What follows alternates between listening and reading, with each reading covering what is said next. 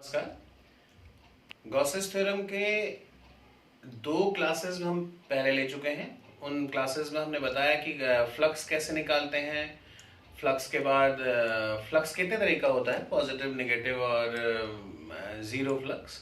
उसके बाद फ्लक्स के बाद Gauss's theorem flux is equal to q upon epsilon naught. उसके बाद कुछ न्यूमेरिकल्स भी हमने देखे। उसके बाद एप्लीकेशंस में हमने एक लॉन्ग लीनियर चार्ज का लैम्डा का लीनियर चार्ज का इलेक्ट्रिक फील्ड निकाला। इलेक्ट्रिक फील्ड जिसका वैल्यू आया E is equal to 1/4πε0 2 lambda by are.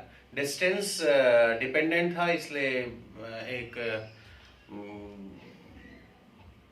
Non uniform electric field produce करता था। उसके बाद फिर हमने एक स्फेरिकल चार्ज हॉलो स्फेयर या फिर कंडक्टिंग स्फेयर का इलेक्ट्रिक फील्ड निकाला सरफेस चार्ज डेंसिटी के लिए। वो जिस तरीके से हमने उसके फॉर्मूले निकाले उससे हमें ये पता चला कि जो एक हॉलो स्फेयर है या स्फेरिकल कंडक्टर है वो एक पॉइंट चार्ज की तरह बिहेव करता है। उसका वेरिएशन भी हमने देखा।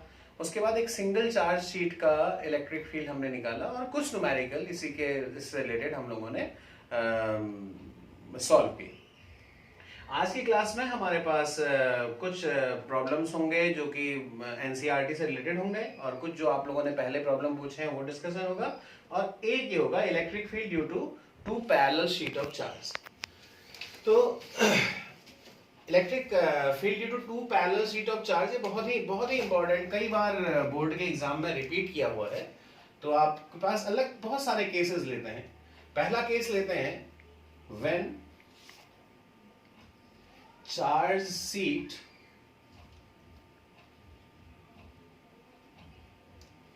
are positive, दोनों पॉजिटिव चार्ज शीट। तो ये एक चार्ज शीट लेते हैं। This is one of the charge sheet having positive charge and it is thin. ध्यान रखिएगा, मैंने आपको ये भी बताया था थिन और थिक में क्या डिफरेंस है। ये एक पॉजिटिव चार्ज शीट है और मान लेते हैं कि इसका जो सरफेस चार्ज डेंसिटी है वो सिग्मा ए है और this is second charge in charge sheet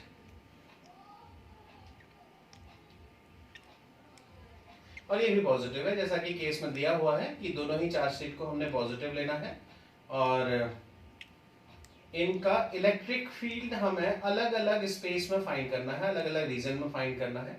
मान लेते हैं कि इसका जो सरफेस चार्ज डेंसिटी है सिग्मा बी है। तीन पोजीशंस है हमारे पास। This is first position, let this is point X at the extreme left of two sheets. This is point Y and this is point Z where the electric field has to be found. तो for X देखिए क्या करते हैं। सबसे पहले आप देखेंगे कि ये X पॉइंट पे this is the example of superposition. How many electric field must be there? Two. Sigma A and sigma B, दो इलेक्ट्रिक फील्ड होंगे। इन दोनों की वजह से एक इलेक्ट्रिक फील्ड जनरेट होगा। तो we have to put my pencil on x. तो ए की वजह से कहां की ओर को इलेक्ट्रिक फील्ड होगा? Outward. Outward means positive x axis और negative x axis? Negative x axis. तो यहां की ओर को मैं एक इलेक्ट्रिक फील्ड दिखा देता हूं ई ए। इसी तरीके से अगर मैं बी कहूं तो बी की वजह से कहां की ओर को इलेक्ट्रिक फील्ड होगा? Positive x axis. नहीं, क्योंकि ये पॉजिटिव है इसलिए इसका भी इलेक्ट्रिक फील्ड आउटवर्ड ही होगा और ये भी नेगेटिव एक्स एक्सिस की ओर कोई। फिर से देख लें, क्योंकि ये पॉजिटिव है इधर से नेगेटिव नहीं लग रहा है, ये पूरा ही शीट पॉजिटिव है तो यहां से आउटवर्ड होगा। तो अगर मैं एक्स पॉइंट पे इलेक्ट्रिक फील्ड निकालूं तो मेरे हिसाब से ये हो जाएगा E A plus E B और जो इसकी डायरेक्शन होगी वो माइनस आई कैप होगी। तो this direction is minus i cap and the magnitude is E A plus E B because both the sheets are positive. So what is the value of this हमने पहले निकाल लिया है, sigma upon 2 epsilon naught. तो first one is sigma A upon 2 epsilon naught, it is sigma B upon 2 epsilon naught and the direction is minus i cap. तो what is E x in actual? 1 upon 2 epsilon not comes common, sigma A plus sigma B and the direction is minus i cap. तो this is the electric field at extreme left. लेकिन अगर मैं एक case मान लूं थोड़ी देर के लिए, अगर एक क्वेश्चन ये दिया होता आपको कि ये जो सिग्मा ए और सिग्मा बी बराबर हैं और ये सिग्मा है, क्वेश्चन में दे दिया होता कि two sheets having same surface charge density, तो फिर क्या होता बताइए, होता तो यही सिग्मा, यहाँ पे सिग्मा अपॉन 2 एप्सिलॉन नॉट होता, यहाँ भी सिग्मा अपॉन 2 एप्सिलॉन नॉट होता, माइनस आई कैप भी रहता। तब ऐसी कंडीशन में जो ई एक्स आता वो आता देखिए सिग्मा प्लस सिग्मा 2 सिग्मा, तो ये ऊपर हो जाता 2 सिग्मा और नीचे हो जाता 2 एप्सिलॉन नॉट, जिससे 2 से 2 कैंसिल होता, डायरेक्शन आपकी माइनस आई कैप रहती।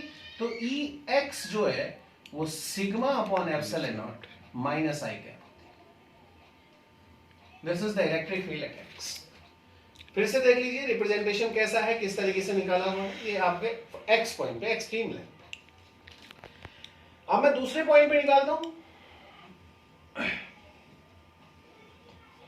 Eight Y. अब फिर हमारे पास दो इलेक्ट्रिक फील्ड होंगे, देखिए एक ए की वजह से, एक बी है, यहां की ओर को ई ए, और एक बी की वजह से। अब देखिए ये पॉजिटिव है तो यहां से यहां की ओर को हो जाएगा ई बी। देखिए अब अगर मैं y पे निकालूं, देखिए जरा, तो y पे जो होगा इलेक्ट्रिक फील्ड वो इस तरीके से होगा E A plus E B, vector sum of these two. अब मैं ई वाई अगर निकाल रहा हूं तो देखिएगा जरा ध्यान से, ई ए को मुझे लिखना पड़ेगा sigma A upon 2 epsilon not positive I cap, because it is towards the positive axis. दूसरे को लिखना पड़ेगा sigma A upon 2 epsilon not minus i cap. अगर अब मैं कॉमन ले लूं इसमें 1 अपॉन 2 एप्सिलॉन नॉट कॉमन ले लूं, ये हो जाएगा sigma A minus sigma B, और कॉमन आ जाएगा आई कैप, बाहर आ जाएगा आई कैप। यानी this is the formula for electric field at point Y which lies between the plates. और स्पेशल केस ले लें, आपसे पूछ लिया है एग्जाम में कि सिग्मा ए और सिग्मा बी सिग्मा के बराबर है, तो क्या होगा, तो आपके पास हो जाएगा E A sorry E y is equal to 0। देखिए सिग्मा और सिग्मा इक्वल, अगर ये रख देंगे वैल्यू तो है, लेकिन आपको फिर अगर ऐसा दे रखा है क्वेश्चन में तो सिग्मा ए और सिग्मा बी की तरह नहीं सॉल्व करना है, इसे सिग्मा सिग्मा लेते हुए ही सॉल्व करना है। और जब सिग्मा सिग्मा लेते हुए सॉल्व करेंगे तो अपने आप 0 आ जाएगा। तो this is the second point where the electric field is 0। Third point, अगर आप Z पे इलेक्ट्रिक फील्ड निकालते हैं एट Z, फिर रिप्रेजेंट करना पड़ेगा। देखिए ई ए भी इधर की ओर को होगा, ई बी भी इधर की ओर को होगा। तो अगर आप ई जेड निकालेंगे तो फिर से E A vector plus E B vector. तो जब आप ई जेड निकालेंगे तो what is E A vector? E A vector is sigma A upon epsilon 2 epsilon not i cap plus sigma B upon 2 epsilon not i cap. So what is the answer? 1 upon 2 epsilon naught, sorry 1 upon 2 epsilon naught sigma a plus sigma b I cap, ये आ गया आपके पास EZ। और अगर फिर से special case, अगर sigma ए और sigma B आपको दे रखा है कि सिग्मा के इक्वल है, तब क्या करेंगे, तो वैल्यू प्लेस कर देंगे। तब EZ आ जाएगा sigma upon epsilon not i cap, because 2 sigma upon 2 epsilon not, 2 cancel हो जाएगा तो सिग्मा अपॉन। क्या डिफरेंस आया सेम वाले में? EX और EZ बराबर थे बट डायरेक्शन अपोजिट थी, लेकिन बीच में कोई भी इलेक्ट्रिक फील्ड नहीं था। ये तो मैंने एक केस बताया। देखिए होता क्या है, अभी आपका ये हो सकता है कि क्वेश्चन पेपर में ये पूछ लिया जाए कि कैपेसिटर की प्लेट के लिए इलेक्ट्रिक फील्ड निकालिए। अब कैपेसिटर की प्लेट क्या होती है भाई, देखिए कैपेसिटर की एक प्लेट यहां होती है जिसका surface charge density minus sigma होती है, यहां पे surface charge density plus sigma होती है। तो इलेक्ट्रिक फील्ड आपको 3 पॉइंट पे निकालना है। एक एक्स पॉइंट है in between the plate y मान लीजिए और right to the plate z मान लीजिए। अब अगर आप, ये क्योंकि नेगेटिव है, ये कैसी है, पॉजिटिव है, तो फिर से आपको क्या करना पड़ेगा, अगर आप x पे निकालते हैं at x, this is the case of the electric field for capacitor, और एक स्पेसिफिक क्वेश्चन पेपर में भी आ सकता है कि एक की डेंसिटी माइनस सिग्मा है, एक की डेंसिटी सिग्मा है, आप इन 3 पॉइंट पे इलेक्ट्रिक फील्ड निकालें। अगर एक्स पे निकालना है तो क्या करेंगे भाई, आप क्या करेंगे, सबसे पहले ए, इसको ए प्लेट मान लीजिए, इसको बी मान लीजिए। अगर ए की वजह से इलेक्ट्रिक फील्ड निकाल रहे हैं तो कहाँ की ओर हो जाएगा बताइए, पॉजिटिव एक्स एक्सिस की ओर को, तो ये ई हो जाएगा। और बी की वजह से इलेक्ट्रिक फील्ड कहाँ की ओर हो जाएगा, नेगेटिव एक्स एक्सिस की ओर को, तो ये यहाँ की ओर को हो जाएगा ई बी। अब अगर x देखते हैं, अगर आप यहां पे देखते हैं तो जो ई एक्स आएगा वो आ जाएगा vector sum of A plus E B, इसमें तो कोई दिक्कत नहीं है। तो व्हाट इज ये, it is sigma, it is not sigma A, it is sigma, minus नहीं लेना है, sigma upon 2 epsilon not minus i, ना sorry plus i cap, plus sigma upon 2 epsilon not minus i cap. जरा देख लें ध्यान से, एक प्लस आई कैप की ओर को, एक प्लस आई कैप की ओर को है ये, और एक माइनस आई कैप की ओर को है। तो जब आप इसमें कॉमन लेंगे तो आपका आंसर आना है 0। तो what is the electric field along over there, 0। उसके बाद अगर आप y पे निकालते हैं, एट y, फिर से आपके पास जो इलेक्ट्रिक फील्ड होगा वो क्या होगा, E A plus E B. Represent करिए भाई, ये कहां की ओर को होगा जरा बताइए, टुवर्ड्स नेगेटिव एक्स एक्सिस, ई ए हो जाएगा। ये भी टुवर्ड्स नेगेटिव एक्स एक्सिस क्या हो जाएगा, ए बी। समझ पा रहे हैं, नेगेटिव एक्सिस की ओर को क्या हो गया कि यहाँ पे टेस्ट चार्ज हमेशा पॉजिटिव, इलेक्ट्रिक फील्ड हमेशा नेगेटिव की ओर को होता है, पॉजिटिव से। अब अगर आप ई वाई निकाल रहे हैं तो देखिए इसे आप लिखेंगे sigma upon 2 epsilon not minus i cap plus sigma upon 2 epsilon not minus i cap. Common क्या आ जाएगा, कुछ सब कुछ कॉमन है तो हो जाएगा sigma upon epsilon not minus i cap. This is the answer at, यानी यहां पे जो इलेक्ट्रिक फील्ड आया वो आया सिग्मा अपॉन एप्सिलॉन नॉट, और कहां की ओर को आया, यहां की। यहां पे इलेक्ट्रिक फील्ड क्या आया, 0।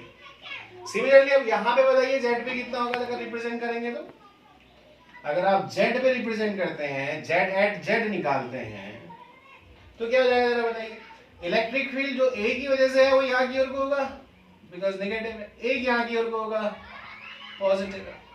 फिर से अगर जेड पे निकालते हैं तो ये हो जाएगा E A vector plus E B vector.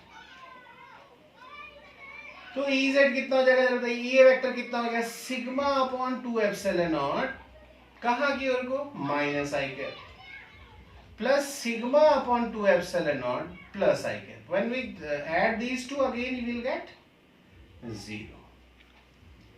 यानी यहां पे इलेक्ट्रिक फील्ड कैसा हो गया, 0। अगर अब मैं इन सारे केसेस की इलेक्ट्रिक फील्ड लाइंस ड्रॉ करूं, अगर कोई कहे कि कैपेसिटर की प्लेट के बीच की इलेक्ट्रिक फील्ड लाइन ड्रॉ करके बताइए। कैपेसिटर की प्लेट के बीच में मान लेते हैं ये पॉजिटिव है सिग्मा और ये नेगेटिव है, उल्टा हो गया, नहीं कोई फर्क नहीं पड़ता, कोई भी पॉजिटिव कोई भी नेगेटिव हो सकता है,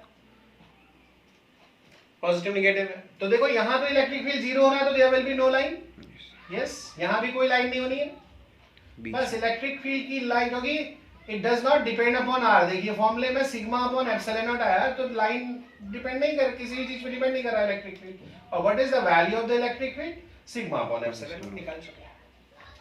और अगर ये दोनों प्लेट पॉजिटिव है तब क्या होगा भाई, ऐसे भी बना सकते हैं आप, बीच में 0, दोनों प्लेट अगर पॉजिटिव है बराबर वाले की, यहाँ पे भी प्लस सिग्मा है यहाँ पे भी प्लस सिग्मा है, तब क्या होगा, बीच में 0। पॉजिटिवली दिखाना भी पड़ेगा आपको सही से। आप ऐसे भी दिखा सकते हैं प्लेट को, ऊपर वाले की तरीके से भी दिखा सकते हैं, ये ज्यादा सही लगता है मुझे, नीचे वाला।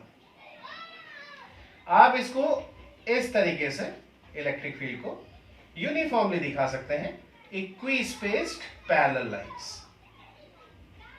ऐसे यहां भी जितनी लाइन पहली प्लेट में उतनी ही लाइन दूसरी भी प्लेट में।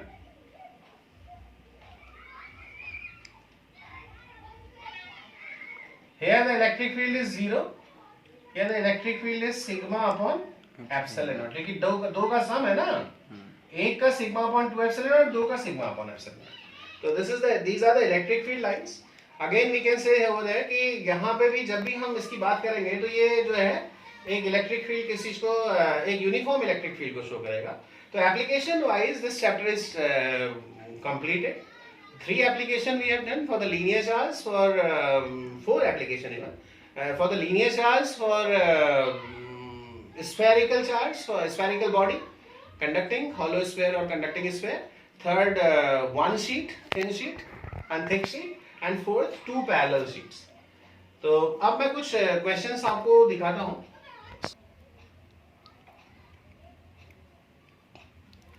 इसके बाद एक क्वेश्चन पूछता, अगला बता रहा है इसमें, what is the relation between the magnitude of the fluxes of through surfaces 1 to 4, 1 से लेके 4 तक के फ्लक्सेस. पहला सरफेस क्या था? PSQ. देखिए PSQ से लेके PWQ तक 4 सरफेसेस इसमें हैं. PSQ, PRQ, PTQ and PWQ. In surfaces के फ्लक्स का क्या रिलेशन होगा?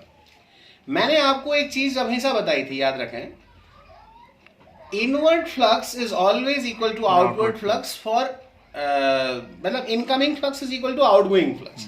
अब जरा ध्यान से देखो आप किस तरीके से निकल सकता है ये. अच्छा चलिए आप इस वाले को एक काम करिए, इसमें सारे के सारे फ्लक्सेस का वैल्यू सेम होगा, and I invite your answers. All the value of the fluxes is same. जितने भी सरफेसेस हैं इनसे सेम फ्लक्स निकलने वाला है, और आपको क्या करना है, आपको मुझे बताना है कि कितना फ्लक्स होगा. आगे देखें, calculate the flux through the surface.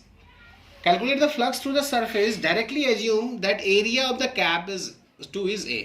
अगर कैप 2 का एरिया A है, कैप 2 का एरिया अगर A है, तो बताइए कि उससे कितना फ्लक्स निकलेगा. कैप 2 कौन सा है? कैप 2 इज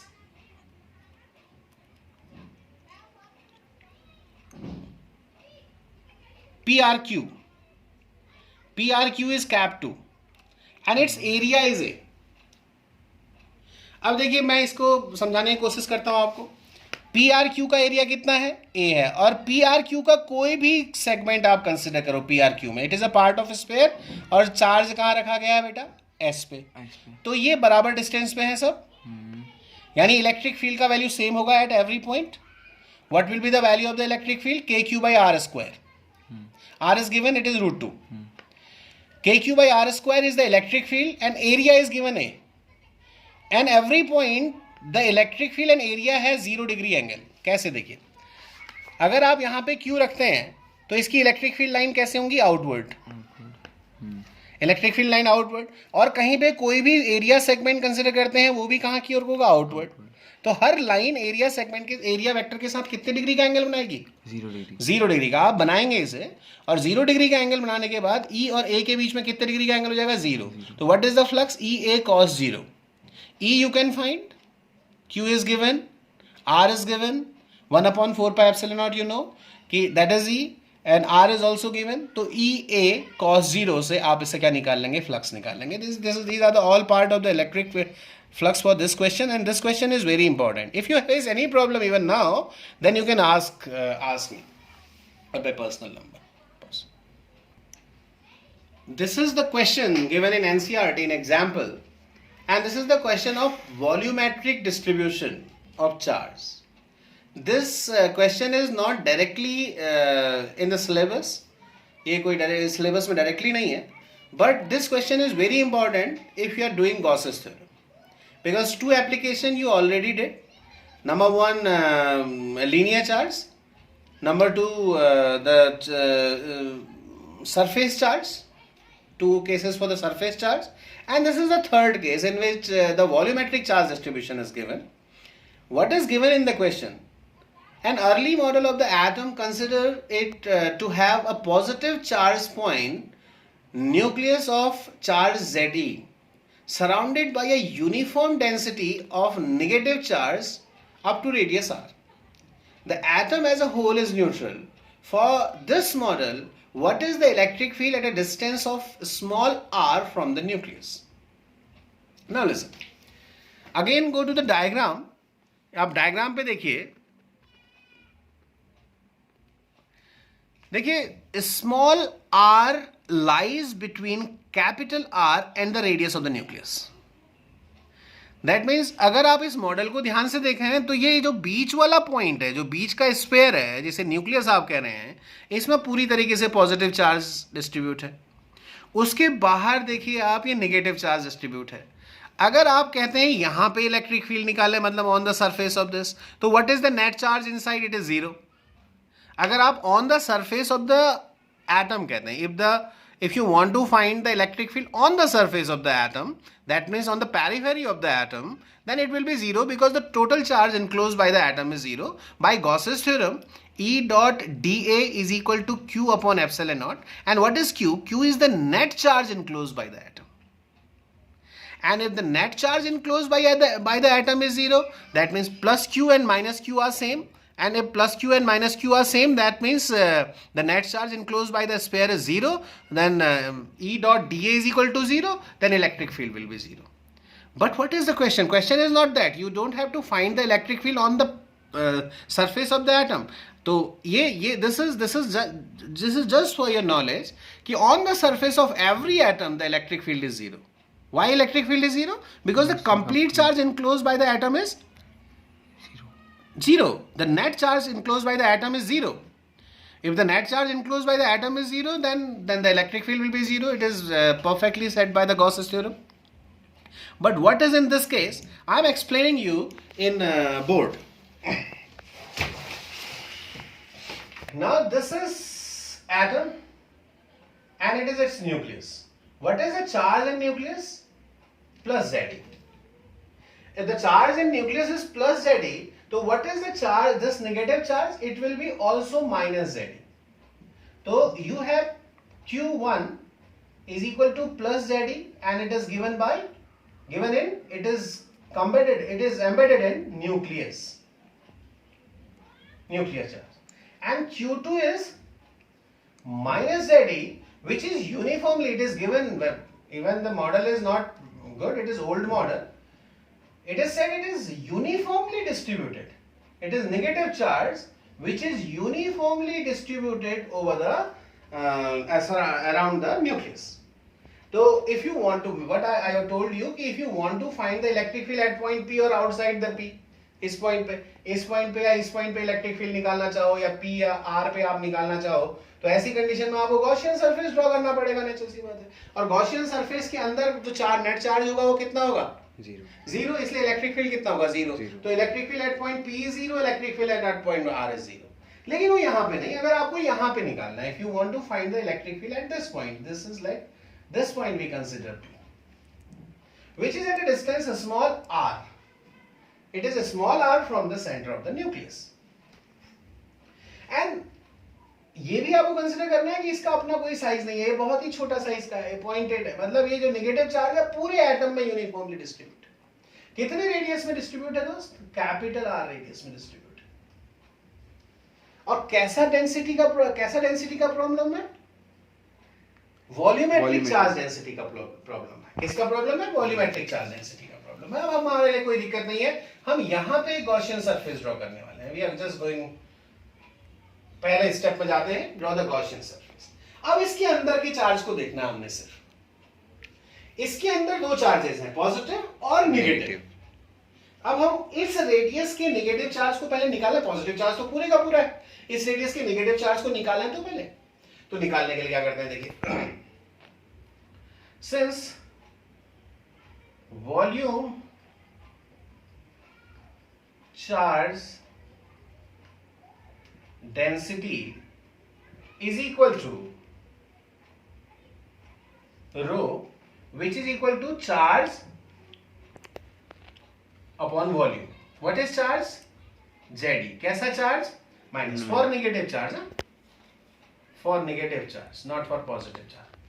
पॉजिटिव चार्ज है तो कोई प्रॉब्लम ही नहीं है, तो पॉइंट एट है, पूरा इंक्लाइड है।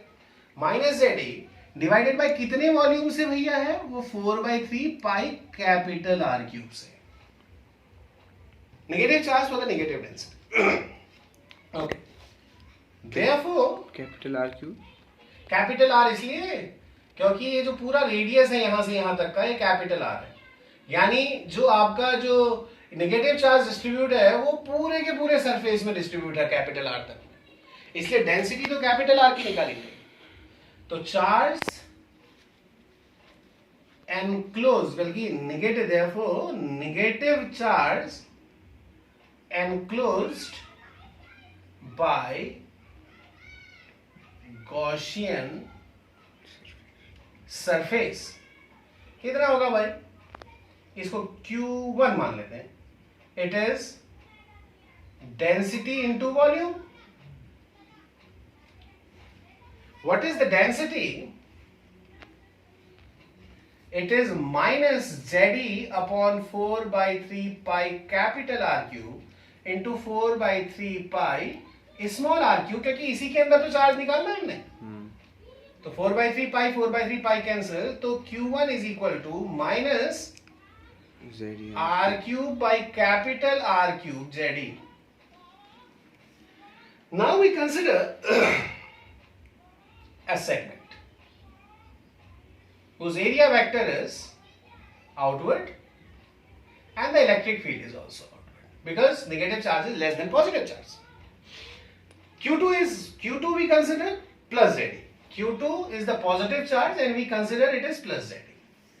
Now the third point, you have to find the flux. बल्कि हम डायरेक्टली तीन और चार स्टेप को मर्ज करके लिखते हैं। एज पर गॉसेस थ्योरम आप लिख लीजिएगा E dot dA is equal to Q upon epsilon naught. E dot dA is E constant, dA is 4 pi Gaussian surface का area into is equal to what is Q, the plus charge is ZE, minus charge is R cube upon R cube ZE divided by epsilon naught. This is the negative charge enclosed by this surface and positive charge is plus ZE, और मैंने इसका कोई size नहीं है. The size of the nucleus is negligible in comparison to the size of the atom. That's why we consider the negative charge is uniformly distributed throughout the sphere. E into 4 pi R square, what comes common? ZE 1 minus R cube upon capital R cube upon epsilon naught. What is the electric field? 1 upon 4 pi epsilon naught. ZE upon R square 1 minus R cube upon capital R cube. This is the electric field at point this. यहां पे 0, बाहर 0, inside इतना।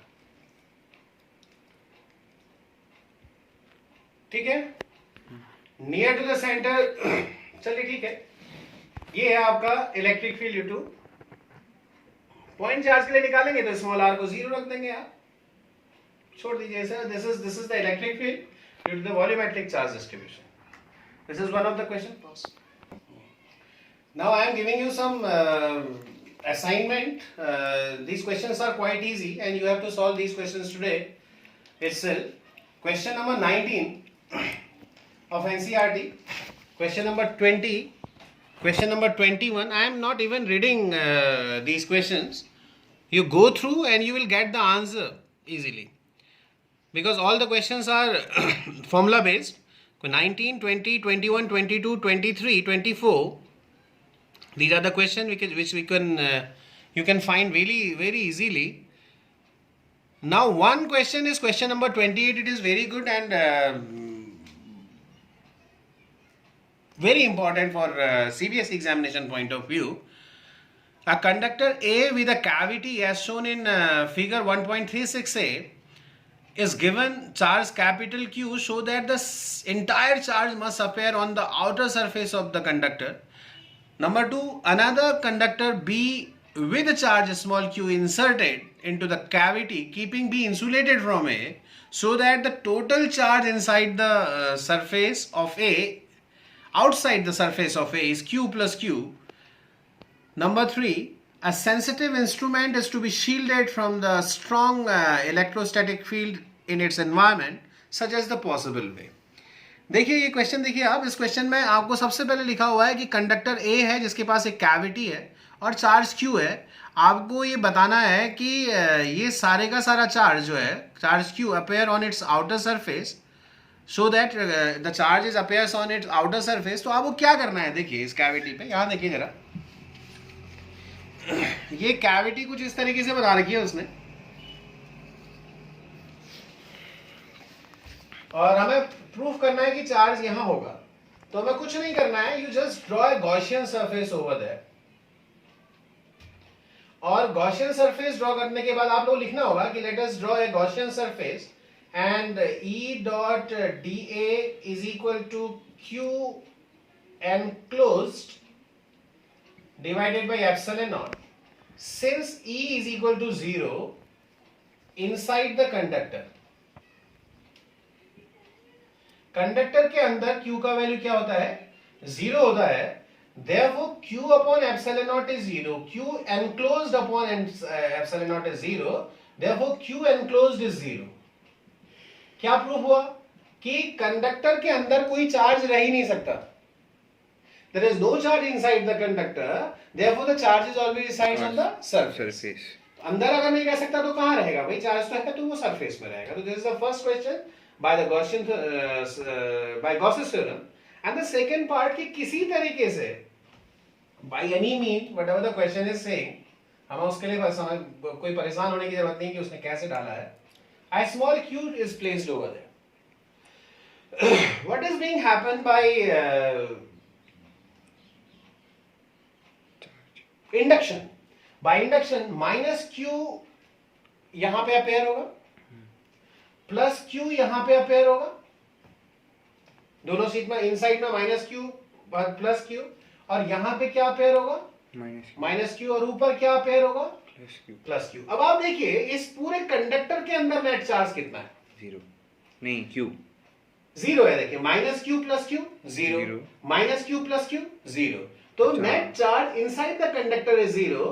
So the charge कहां appear हो गया, बाहर कितना charge appear हो गया भाई, क्यू प्लस क्यू। आपको ये लिखना है कि by induction minus q is appeared on the inner face of the cavity, outer face of the cavity having plus q charge, inner face of the sphere, inner face of the body, conducting body is minus q, and outer surface having plus q. So the net charge inside the conductor is always 0. Look at this, say plus q minus q plus q minus q having 0. Therefore the total charge on the outer surface is q plus q. Now come to the next question. Now the third part of this question is a sensitive instrument is to be shielded from a strong electrostatic field such as the possible way. This is the way. Okay, if you put the electrically sensitive instrument over there, what will be the electric field? 0. Whatever the electric field outside, how much high, it doesn't matter, because inside the conductor the electric field is 0. That is called the electrostatic shielding. If you want to save your device, any electrically sensitive device, by external electric field, then you have to put it inside the conductor। जैसे ये question मैंने बताया था आपको, या आप बताया था नहीं बताया था मुझे याद नहीं है, कि what is the safest way during the lightning and thundering if you are in the car, तो to remain in car। अगर आप कार के अंदर बैठे रहते हैं ना तो you are safest, बशर्ते है कि वो बिजली, वो जो थंडरिंग, जो लाइटनिंग है, वो डायरेक्टली आपकी कार के ऊपर ना गिरे, या फिर कोई पेड़ कार के ऊपर ना गिरे, तो लाइटनिंग से आप सेफ हो। लाइटनिंग आपकी कार के अंदर कुछ नहीं करने वाली, मतलब the electric field will be 0 inside the car. तो ये this is the safest way as far as the physics is concerned. और दूसरे तरीके हैं भाई, अगर और किसी कारण से पेड़ गिर गया, आग लग गई कार में थंडरिंग की वजह से, तो वो अलग बात है, लेकिन इलेक्ट्रिक फील्ड की वजह से आपको कुछ नहीं होने वाला है अगर आप कार के अंदर बैठे हुए हैं तो। Now question number 29 is the next question. A hollow charged conductor has a tiny hole cut into the surface so that the electric field in the hole is sigma upon 2 epsilon naught n cap, and n cap is the unit vector in the outward normal direction and the sigma is a surface charge density near to the hole। मैंने आपको इस question के लिए, पहले आप इसे समझ लें ये कहना क्या चाह रहा है। ये कह रहा है कि कोई एक बॉडी है, देयर इज वन बॉडी, है हॉलो चार्ज कंडक्टर, एक कोई चार्ज कंडक्टर है जो हॉलो है, अंदर कुछ भी नहीं है इसके। मैं ऐसे दिखा देता हूं इसको, it is the hollow charge conductor and there is a hole, यहां पे इसके होल है।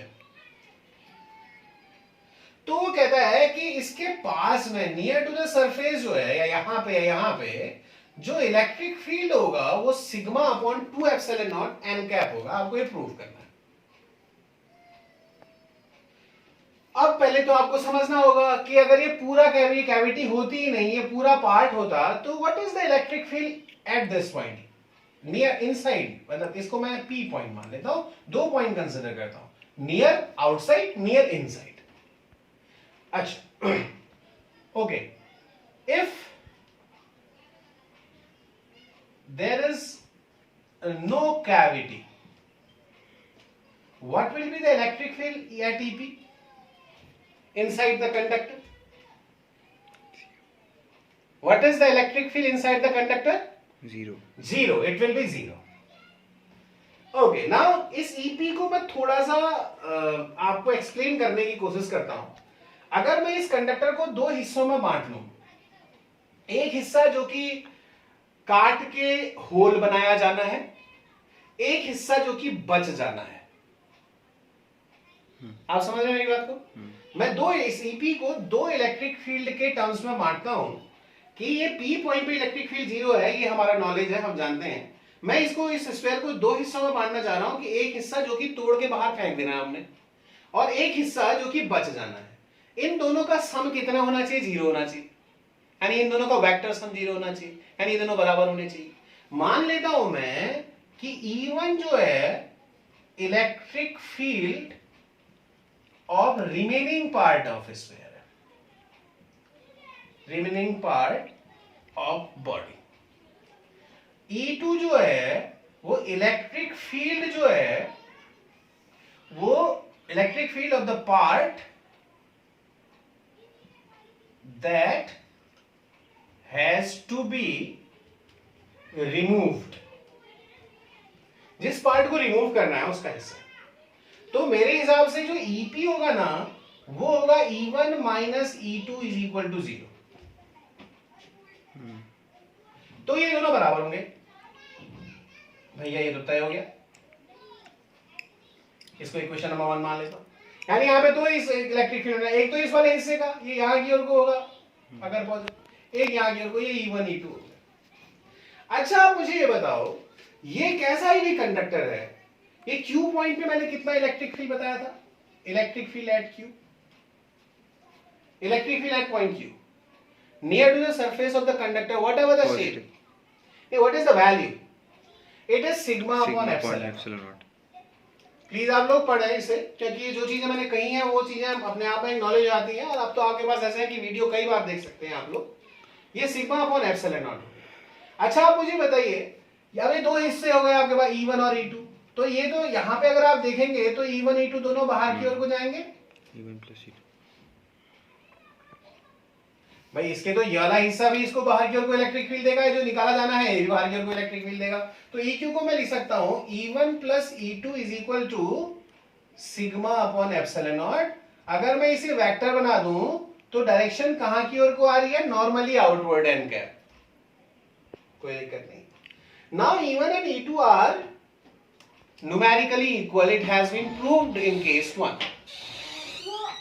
It is numerically equal, so it can be written 2E1, so it is sigma upon epsilon naught n cap। So what is E1? E1 is E1 is equal to sigma upon 2 epsilon naught n cap। अच्छा मुझे बताइए E1 क्या था? E1 is the electric field of the remaining part, यानी अब हम इसको हटा दिए हैं तो बचा इलेक्ट्रिक फील्ड कितना हो गया? E1। तो E1 का वैल्यू हो गया sigma upon 2 epsilon not n। तो this is very important question कि अगर आपके पास इस कैविटी को हटा देंगे तो बताइए कितना होगा। ये बहुत ही इंपॉर्टेंट क्वेश्चन लगता है मुझे, और सीबीएसई में इस तरह के क्वेश्चन पूछे जाते हैं। तो now this is the end of Gauss's theorem। One question is no, it is the end of the question. Already we have taken all the questions. Only electric dipole is remaining in chapter 1. So this is the end of the Gauss's theorem. Tomorrow we will take or the next in next class we will take electric potential. So electric potential, be prepared for electric potential. or if you have any problem in a given assignment, please send your query in my personal WhatsApp number, so it can be taken quickly. So please आप questions तो करिए, और इसके अलावा अगर आप कोई और बुक कर रहे हैं, if you are doing some other material, you have some other material and you are doing all the chapters, because we are sending video classes 2 or 3 days in a row, so in the gap of 2 or 3 days, so you have much time to solve these problems, or you can use other materials to solve related topics. तो आप जो भी problems हैं आपके पास, whatever the problem you have, you just ask. Your problems are always welcome, and have a nice day. Thank you.